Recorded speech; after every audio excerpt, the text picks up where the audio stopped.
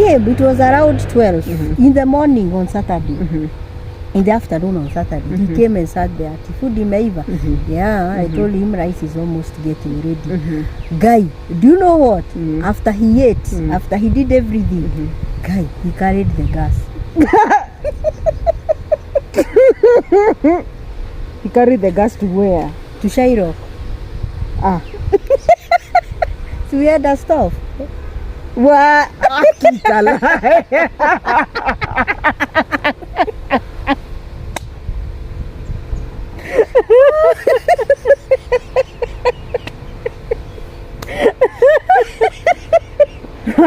he told me a friend of his. No, you're not serious. He told me a friend of his who they used to work with wants an assistant of a gas because akona wageni. Hi guys, welcome and welcome back to my YouTube channel. In case you're new here, my name is Hilda Wambugu and thank you very much for clicking that button and choosing to be here. Now, late last week we were here and we had an amazing guest who is Veronica that majority of you have watched her story that is so inspiring. I've gotten some text from so many of you saying that you share a similar story with her and you love how courageous she is and the fact that she's here to inspire you and to educate young girls out there. So we promised for a part 2 and here we are. So thank you very much, Veronica, for being here again. Yes. So, hi guys, I'm back. We had some time now today to do the part 2. And we left the place that I was saying that I went back to his house and my mom gave me 3,000 to do shopping for now the baby and for myself. So after a long talk on with my mom had to leave because now she cannot spend the night there. My mom and my sister. So I was left alone.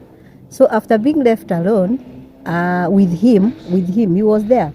During discharge. During now discharge. No, we met during discharge. He was there, a bit maybe ashamed because my mom is the one who paid the bill and everything. And then from there we went home. Then after home, now my mom, we had a long talk. Now he was pretending that he's busy in the house, like with the sword. After in the evening, my mom and my sister had to leave. So I was left with him. Bearing in mind I was left for 3,000 shillings. Yeah. So he waited for my mom. He escorted them to the stage. They got a vehicle now to go to Kirinyaga. So he came back to the house. Okay.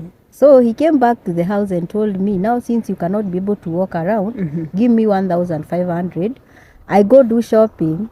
I go buy the things that are not in the house. So, I don't know, too much trust. And also I couldn't be able to walk around because you see, of course you remember it's the second suturing that I went through. So I was not strong even to walk around. So I gave him 1,500 and I told him, now as a woman of the house, I told him what to buy. I told him to buy some rice, some boshos, we come and boil, such things. So unfortunately, believe you me, I saw him after one day. He didn't come back. Okay. After a day, did he come back with the shopping? After a day, he came back, I don't know, without shoes, with slippers and torn shirt. You are 1,500? I think wherever he went, he used it wisely. Oh my goodness. So I'm in the house with no food. Fortunately, there was bread and milk. So I had to take that evening, bread and milk, after waiting until 10. And you're breastfeeding? I'm breastfeeding. So I waited until 10. He didn't come. By then I didn't have a phone, so I didn't have anything to call him. So I just waited and he didn't come back. He came back the following day in the evening with tattered clothes and slippers and very drunk. So me, you remember I had 3,000. So my 1,500, I called a friend. I sent for a friend. There is a neighbor who, until today, she's my friend. I sent her to call a friend of mine. I couldn't be able to walk around. So you sent a friend of yours to come and cook for you? Cook for me. So the following day, before even he came in the evening, that friend had already bought some boshos, these ready boshos that are usually sold. So akakuja akanunua maharagwe, and then she cooked for me rice. So she cooked for me lunch and she cooked for me supper. So even when he was coming, he came and met when I have supper. And people are funny. He had to ask for food. And I had to give him food because it was there and he could see there is food. Yeah. So mambo ikaendelea hivyo. Life went on like that. And then my mom used to send my sister to come check on me. My mom used to send money like 1,500 and such. And then I got used now to make sure that I have food. At least I have food in the house. And he could walk out of the house, go for nini. Ikifika Friday, I'll see him on Sunday. I don't know where he's usually be. So Friday, anarudi Sunday because of work in the morning on Monday. And guess what? He's expecting apate nguo zimeoshwa so that aweze kupata nguo za Monday. Who is washing those clothes? It is me seated on a chair so that I can be able to even wash. That time hakukuwa na zizi Pampers. Pampers, I don't think even one could afford at that time. They were very expensive. Of course, so you buy food or Pampers? Not even Pampers. They were not even affordable at that time. So we used to use these napkins. So hizi napkins si lazima wash it. When the child poos on it, it is not something to throw, it's something to wash. So can you imagine, even food I'm not affording, but also here are napkins that are supposed to be washed. So that friend of mine, I really thank her so much because she used to come at sometimes and come and clean for me. And maybe a day or two, but the other days of the week I clean it for myself. Upon you, I would also wash his one shirt or two and trousers so that he can get relief for the following day, for the following week. So it became like a cycle whereby he would go for days without coming back, and then he would come back, maybe clean up and go. Did he get time for the family, for the baby? No.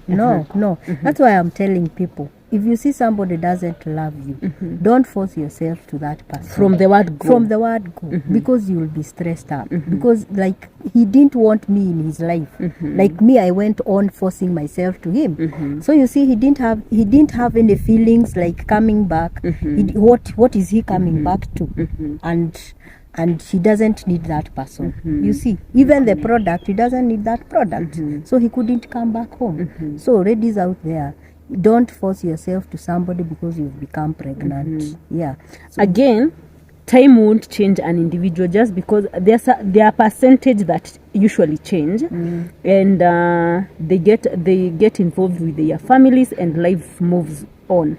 But majority of people out there who are irresponsible from the word go, I don't think they change with the time. After miaka tano, they were not responsible, and then they've come back, they are responsible, they are committing time to they are sparing some time to be with their children, with their wife. I don't think even a man, even a woman, you shouldn't wait for anyone to change. No, it is true. You shouldn't. My advice would be, if you see somebody you've stayed with him or 1 year or two and he's not changing, don't wait for him to change. Just leave. Just leave. And this I'm addressing to both women and men, in either of them. If you think your partner is not changing, is going to change, then I think you are mistaken. Sometimes you can be patient, especially if you see an improvement from them. Yeah. Because not every man or woman out there who are not responsible are like that, like for forever. Because I know of some guys who were not responsible. They were separated maybe with this lady or this man, but once they come back and they sat down and they settled things, unaona wana change. But if this relationship is not working, you are working on this relationship alone. It's draining you emotionally, spiritually, mentally. I think your health comes first, your mental well-being comes first. Take care of yourself, ladies and gents out there. And also the other things I usually talk about is relationship, emotional in any relationship. Because you might come back. I'm not saying that irresponsibility per se is the key. But if you were together and you are not together emotionally, you would rather stay apart and cooperate. And what do you mean emotionally? Emotionally, like, okay, huyo mtu is just saying, see, I'm there. I'm bringing up my child. I'm paying school fees. I'm providing for my wife. I'm providing for my child. Then I don't need to be there. You see, why were you getting married and coming together? It's not because of financial. No, it's whatever, not because of the children. It's not because of financial whatever gain.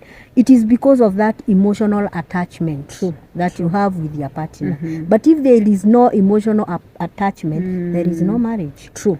And I know of so many people who are in marriages because they want to be there because of the kids. Yes. They want to be there because maybe they cannot be able to do on their own financially. Yes. But emotionally, there is no attachment. Yes. True. Emotionally, if you sit down, so many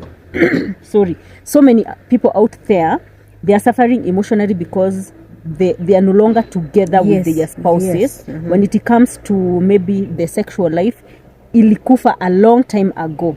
They're only there for the kids and maybe for the society to see that we are still married and we are here together. But I think that is the worst marriage that you can ever persevere, if I would put it that way. Yeah. Imagine a relationship whereby this individual would not even ask you how you feel, how you are. Sexually, they are not there for you. Emotionally, they are not there for you. Spiritually, they are not there for you. They are not appreciating you, nothing. So, it went on like that. It went on like that until my child was 6 months. So, the worst thing happened when my child was in 6 months. Because we were sent out of that house at 12 a.m. at night. A.m.? Yes, the road came at 12. Usiku saa sita. He told me that we can no longer hold you here because you have 4 months that you've not paid rent. And I've been quiet. I've been quiet because you have a small child. So now what I'll do, I'll throw your things outside. And he was very mad. At 12 a.m. at night, vitu zangu zikarushwa nje. So hakuwa amefika. So by then nilikuwa nimepata ka phone, a small phone to these small ones. So I called him. Told him the road is here. He picked. Kaniuliza ni nini? Like he was in a crab. Unasema nini? Yeah, what are you saying? Rudely, like I interrupted something.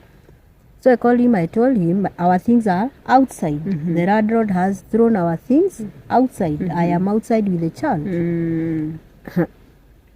By then, kuna 6 months, my mother had started bringing some rice from where alafu I used to sell now to people.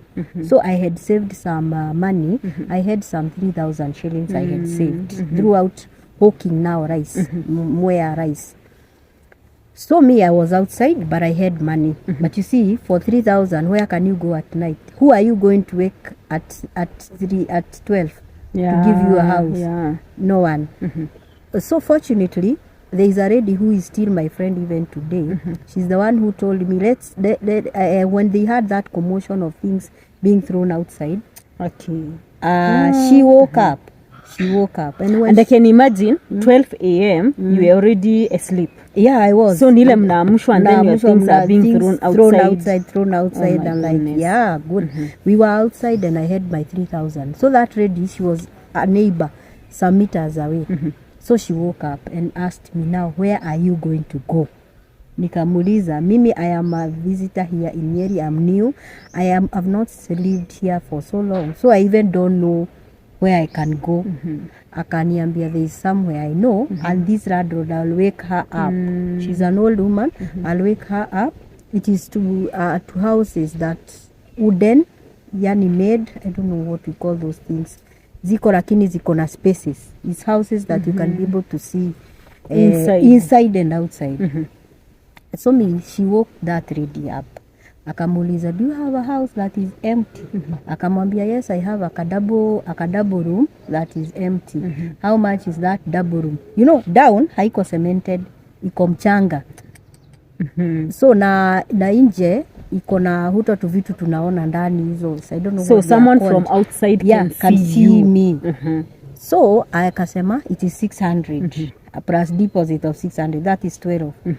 And that lady talked to that woman, akamwambia, this lady here has been been thrown out of the house and she doesn't have money. She only have 600. Akamwambia, it's okay, she can come and pay, I'm outside. Na akaenda akatu. Na nyumba zilikuwa tu mzuri. Ziko mpaka even a gate. Wow. So akatufungulia gate. We started now. This lady started helping me. He has not come. Unajua nilimpigia simu. Hakukuja. He didn't come from where he was. So mimi I started, this lady walk some guy there up. Akamwambia, now we need to help this lady to hama. Tulihamisha hizo vitu like for 2 hours.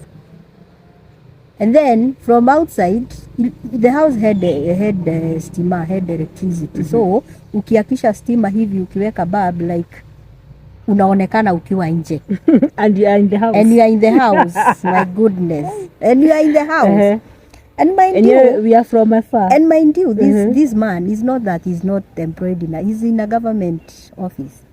So it is not a guy who is training. It is just being irresponsible. True. So wakanisaidia, they helped me arrange the house very well. And even that guy akanifungia kitanda. So I was comfortable in like, but I saw I cannot be able to sleep. So I helped that guy. I had to pay him now 200 shillings so that there were some newspapers he was coming with in the evening, because he was in a government office where he could get access to newspapers. So me, I hammered with them.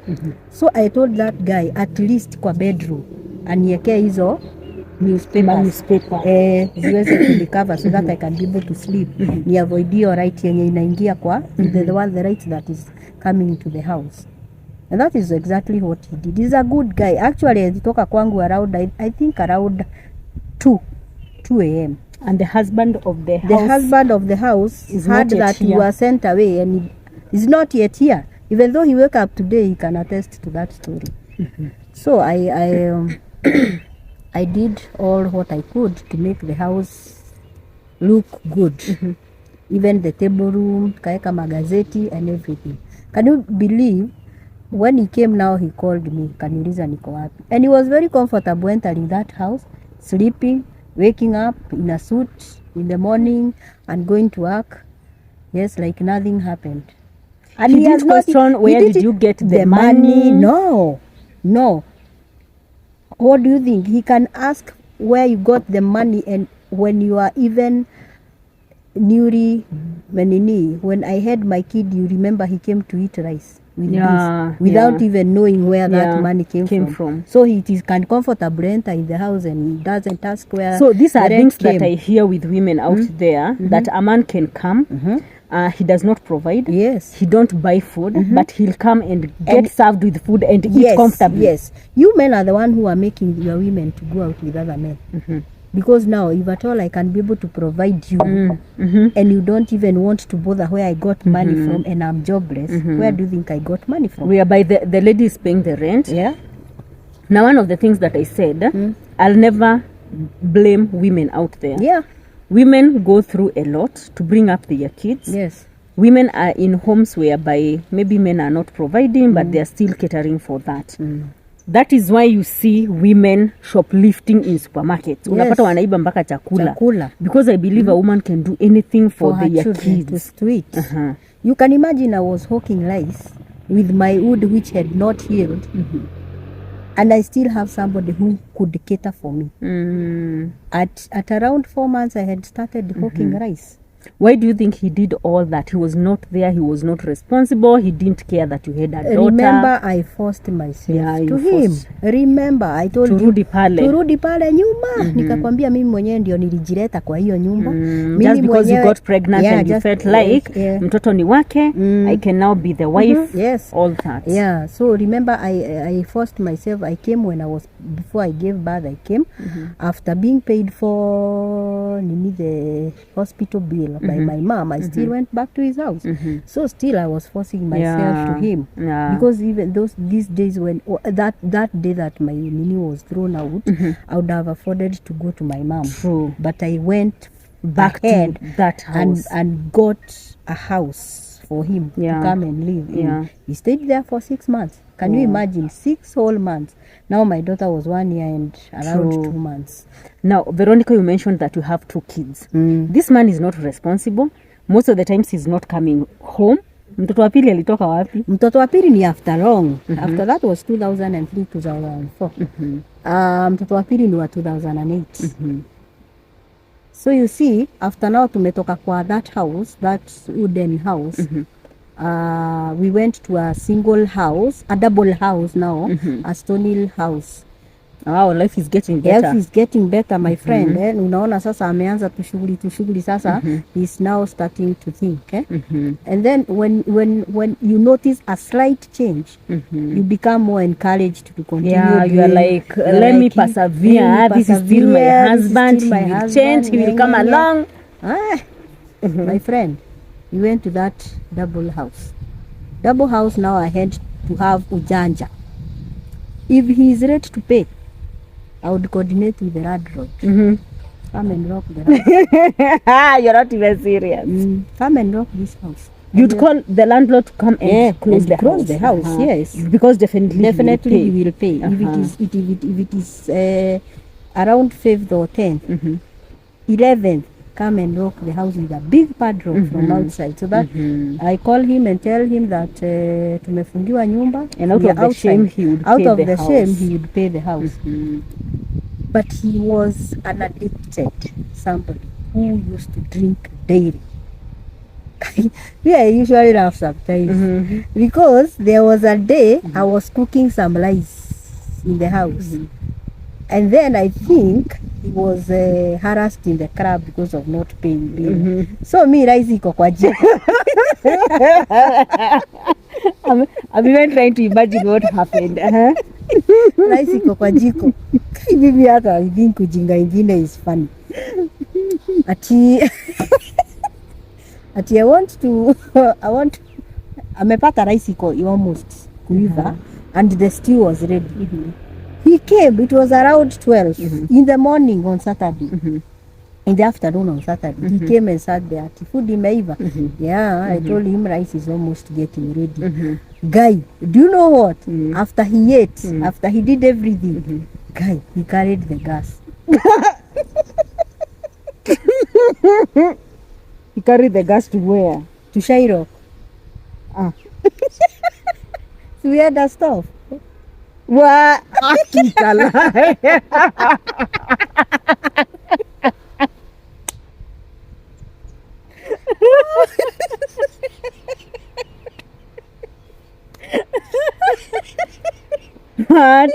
told me, a friend of his. No, you're not serious. He told me, a friend of his who they used to work with wants an assistant of a gas because akona wageni.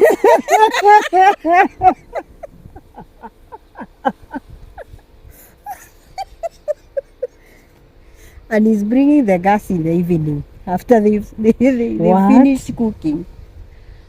Mimi ndio huyo jioni nagojea gas. Simlipika unagoja gas ya nini? Jioni. To cook supper. Haya, mimi nagoja saa 2. Hey, saa 3. I called him. Gas, I want to cook.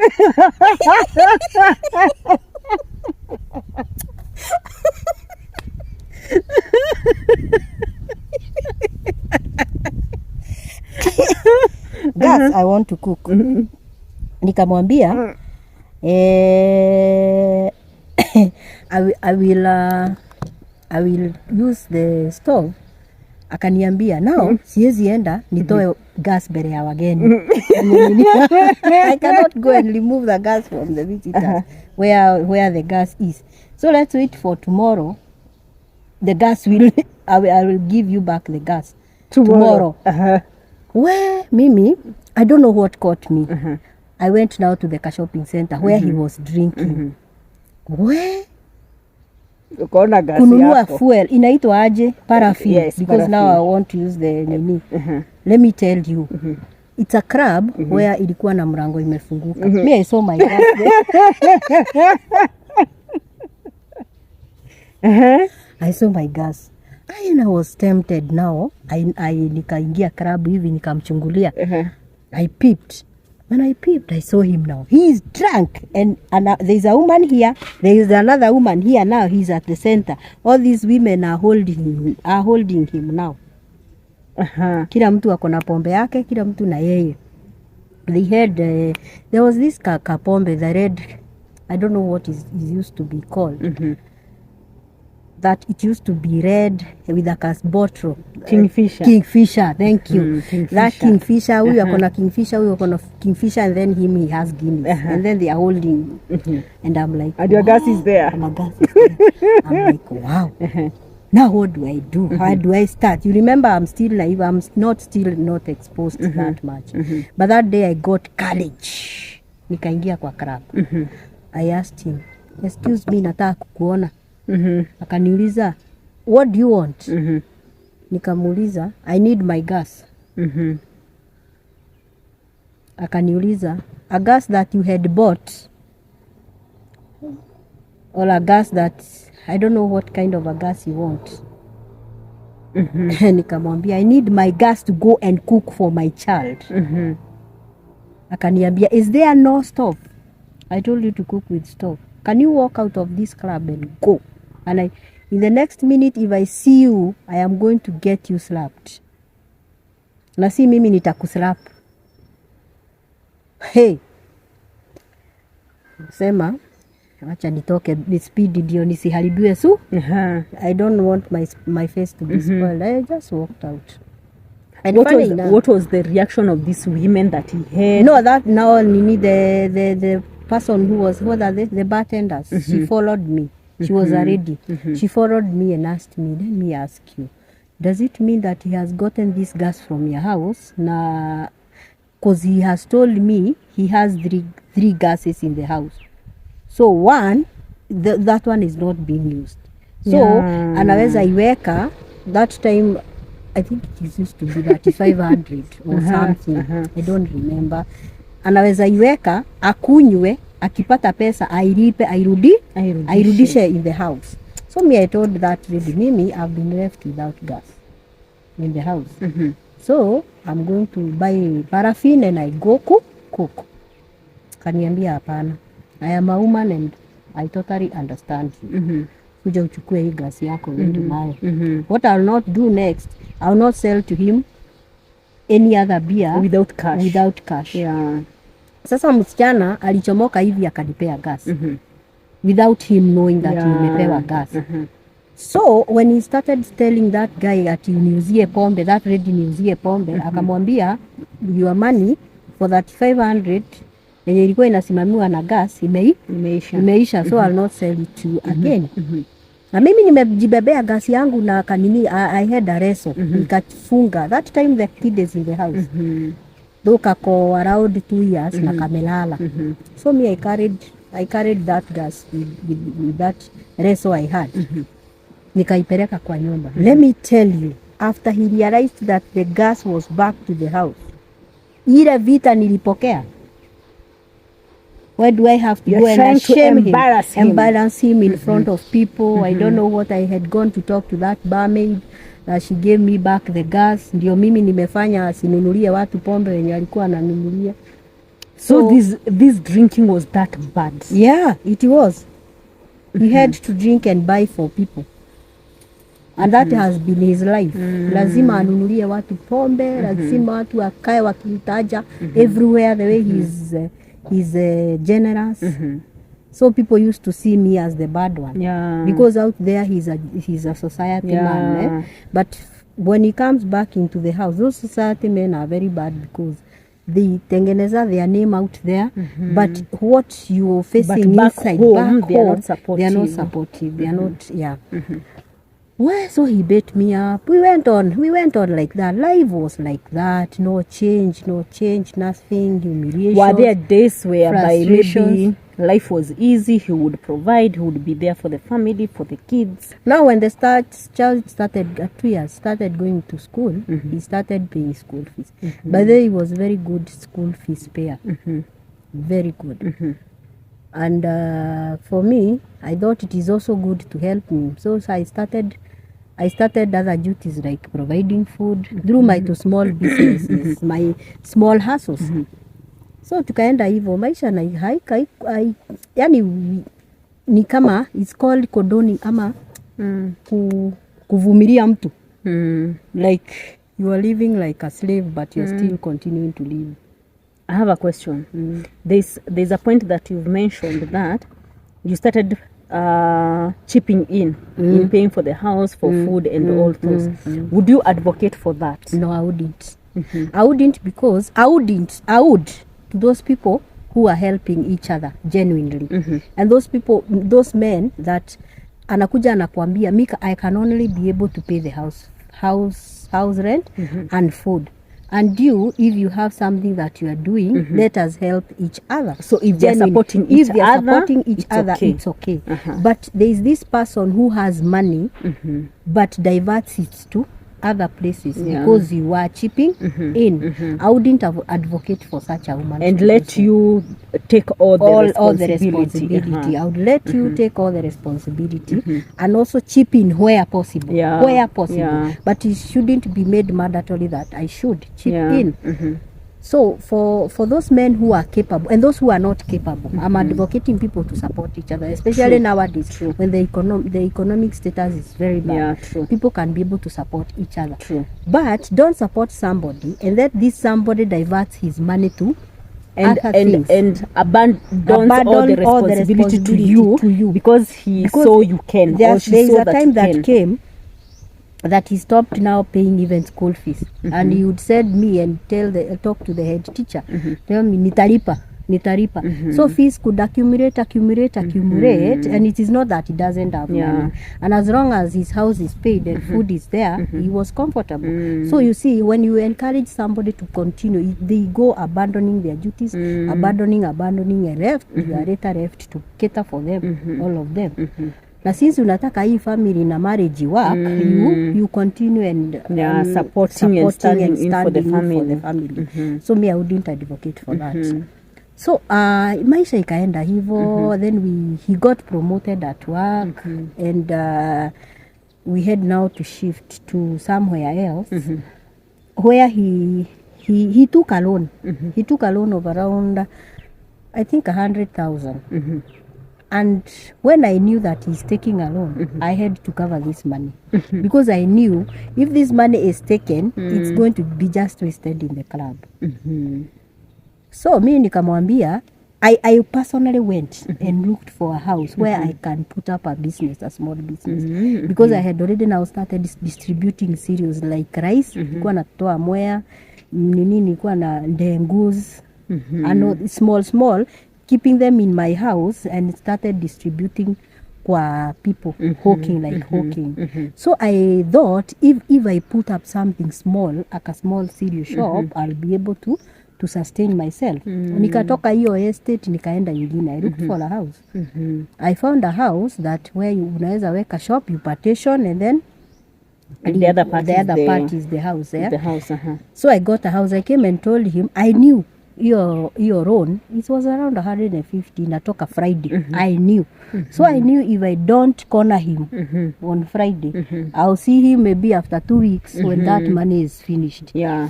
Well, so me, I looked for a house and got a house. I came and by the way, I used to be very humble, not like nowadays. Nowadays, I'm not that humble.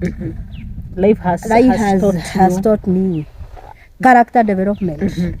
So I talked to him, I soothed him. So what I told him, I'm thinking of, instead of putting these things in the house, making a serious and what have you, I've looked for a place and I have gotten a house that we are being charged 10,000, and it is where we will stay, is where I will put up my business. So I looked for a house that I know I can be able to make this money, pay the house rent even if it doesn't pay, and still sustain my business. Because if at all I was able to raise that money when I was hawking, then I knew when I put up something, it is going to work. Yeah. So he agreed, by the way, and we shifted. He paid even the house, the deposit, that was 20,000 after the money akalipa, he paid. After he paid, I think kuna alienda tu akiran, this woman is going nowhere. Yeah. She's here to stay. She's here to stay. Even this woman is not going anywhere. So akalipa nyumba, the deposit and the rent, and then from there I asked him, I told him, if you just give me 60,000 shillings, that will be enough to start up a business. And Yambia, let me give you this money, and no, I won't pay rent for 5 months. Nikamwambia, no, you will pay rent for 5 months because my business will not have peaked within the first month. Yeah. So you will pay rent through your salary the first 5 months, and then from there unaweza jua kenye utafanya. That is exactly what happened. I went to town where I was getting those cereals from. I talked to that lady, and I told her if she can be able to help me get some wholesale, through wholesale, kama tungunia twa 20 kgs. Dengu, mushere, and all the types of rice, dengu, mahindi, maharagwe, such for 20 kgs, and I came placed there. And then outside there, the landlord allowed me to build a kibanda. So nandani nikaweka shelves za duka. So I was having a cereal shop, nimekiwa nimeweka chini a shop and a kibanda. So if somebody gets to my shop, used to get, was a one-stop shop. Such that ataenda na maziwa, aende na sukari, aende na mkate, aende na boga, aende na mchere. Wow. Everything, it was a one-stop shop. And then it was God, I was saying my God gave me favor. And started even supporting my family. Started supporting his family. It was a good business. Actually, within the 6th month, I wouldn't even request him anymore to pay for me the house rent. Because I used to have a big profit margin that used to give me a lot of money for that matter. I used to have even my siblings usually make fun of me today and ask me, where is the money that you used to have? Where did it go to? Because we would ask you for 10,000 shillings and it was like, pa. Yeah, you see. So once that life started becoming good, not that he improved emotionally or wherever, but for me, financially. You started improving myself financially. And that's how now the second born came. Yeah. I was waiting for that part. This man, at least he improved, meaning maybe things are getting better at home, and that is how the second born came. No, not better. Not better emotionally. Okay. But financially, things got better. This got better. And I even knew, even if I become pregnant, I'll be able to support my child now because I have whatever it takes. But you see, it is not about money. Marriage is not all about money. Marriage, people should not take money it is not money everything. Is everything. Because at those times, Bado, I used to meet somebody who can appreciate me as a woman, who can love me back as a woman. It is not one-stop show where you are the only one who seems to love somebody and appreciate somebody. You see. So this became pregnant in 2008. So was he prepared? No. Sorry. No. When I told him, a woman may decide to get a child, and when you need a kid, unaweza pata mtoto because maybe you want a second kid, a third kid, and you are prepared for that. You can have a sit down with the husband and discuss about the second born, but hii yako, was it prepared? Was he Do prepared? you know, let me tell you, I can count the times that we ever sat with my husband and talked. I can count. For the 20 years? For the 20 years. I can count. What do you mean? Times 20 years is not 2 years, it's not yeah. 2. I can count 1, 2, 3, 4. 5. These are the times that These we are the sat times down. we sat down and not talking about our relationship or something. It is talking about maybe children or maybe the child who was there. And mtoto anaenda shule aje, fees ni ngapi, sijui nini, vitu kaa hizo. But there is no time we will sit down and ask, maybe if I ask, why do you drink so much? Why are you not at home? Why there is no time like that. I can even count that we had communication and discuss about our marriage. So the second pregnancy is here. The second pregnancy is here, and he's not. Now when I told him I'm pregnant, this time now I was able to know that I'm pregnant. At least I knew that I'm pregnant within the second month. And I told him I'm pregnant and I'm expecting now a child. We are 2 months pregnant. With who? That is what he asked. With who? Kutoka uanze kuuza hizi boga hapa.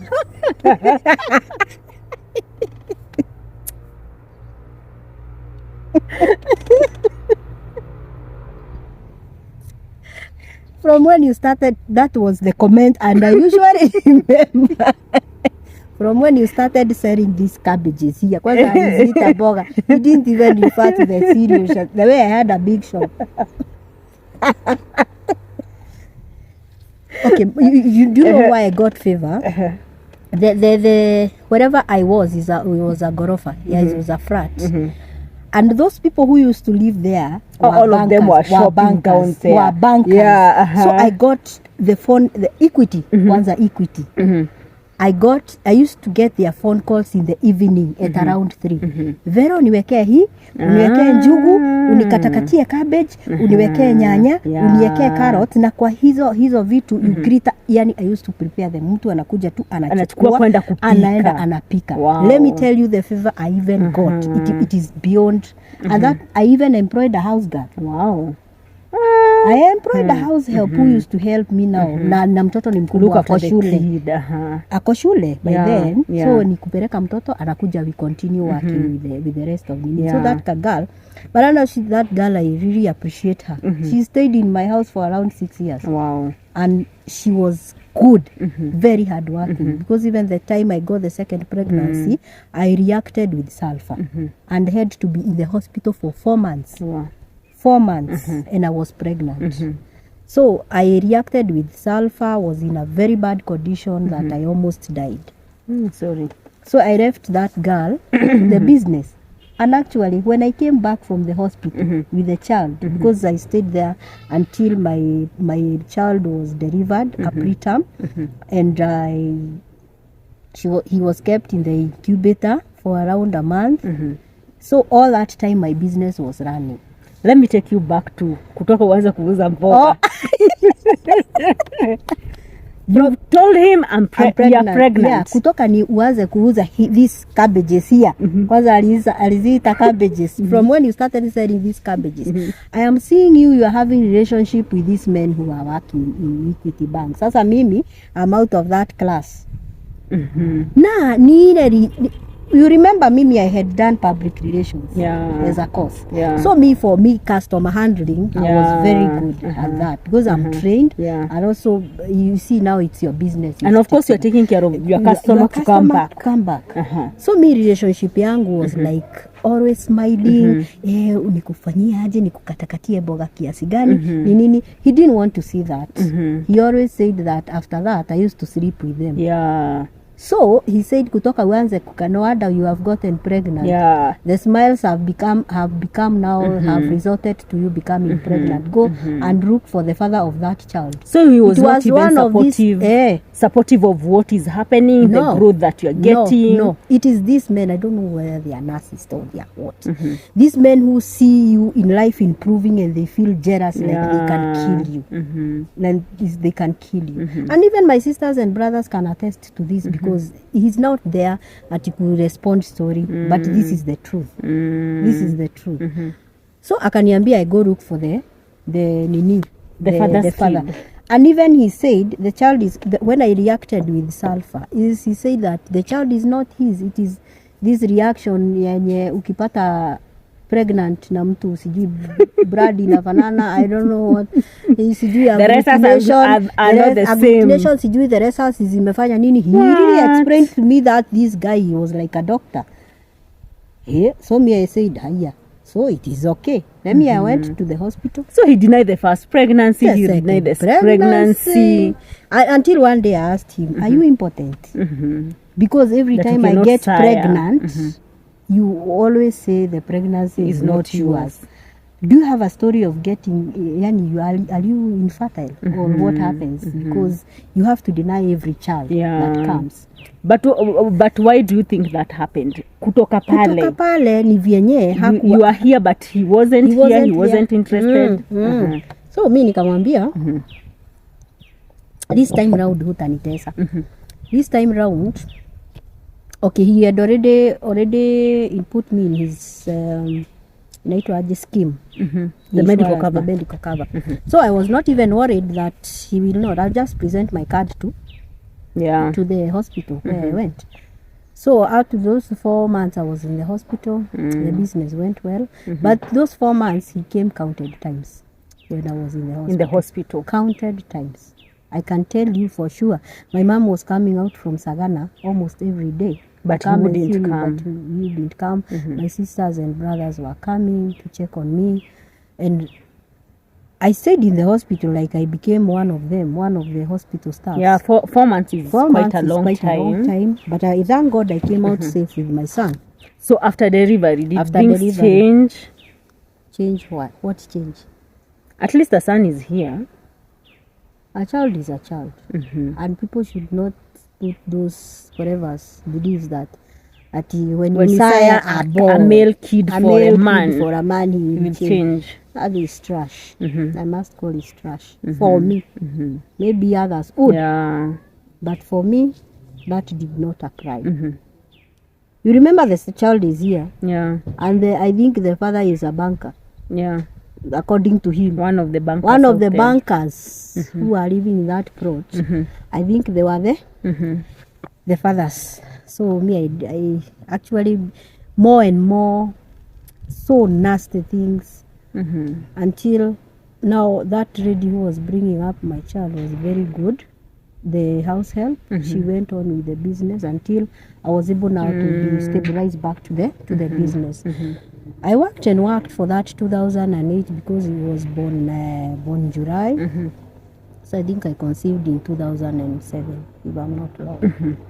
In December. Yeah, that's why. Is it July? Yeah, those months. It's July. So I came back, but around September, I was already back to business and working very well. So 2009, he was posted to go and do more. I mean, in a government institution for higher education in 2009. So he came and told me, since now my salary is not being engaged so much, in between there, 2007 and 2008, there is a plot that we were told to buy by my father-in-law. It was cheap. It was in Gilgil. By then, this time, Gilgil was growing, Gilgil town. And we bought a plot that was, I think, a quarter acre plot. Then he told me that we need to develop this plot.